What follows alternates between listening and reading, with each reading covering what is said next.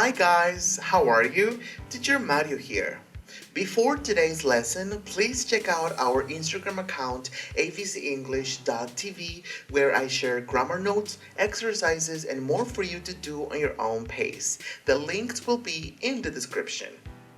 Now, we are going to start with the second topic from unit number 5, such, that, and so, that.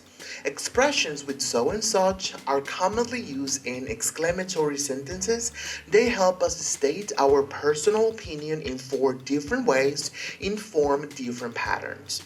We are going to begin with pattern A. Such is followed by a noun, usually modified by an adjective. This means that we can add an adjective next to the noun to provide more details. For example, number 1 is such a great show that I bought all 8 seasons.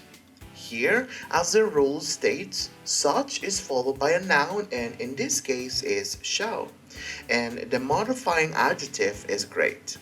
By doing so, we served a more in-depth opinion. Number 2, that sitcom was such an exciting show that I recommend it. Now, pattern B. So is followed by an adjective or an adverb. By doing so, we add more emphasis to our opinion. For example, number 1, Dr. House is so full-tempered that I hated him when I first started watching the show. Number 2, Walking Dead is so formulaic that I stopped watching the show after season 3. Now time for pattern C. So many and so few are followed by countable nouns. This means that are the nouns that we can count and the ones that we can add the letter S at the end to create the plural. For example, number 1, the dialogue is packed with so many jokes that is non-stop laughs from beginning to end.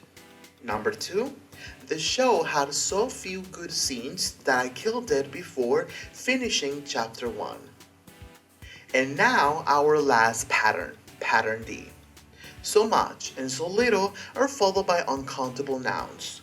Basically, it is the opposite as the previous pattern, using uncountable nouns. Nouns that we cannot count. For example, time, water, money, and so on.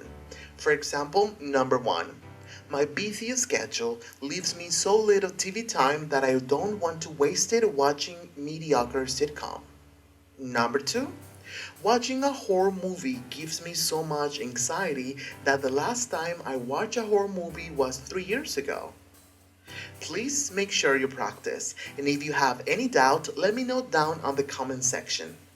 Thanks for watching. Don't forget to subscribe and hit that notification bell so you don't miss any future lessons. See you on the next topic.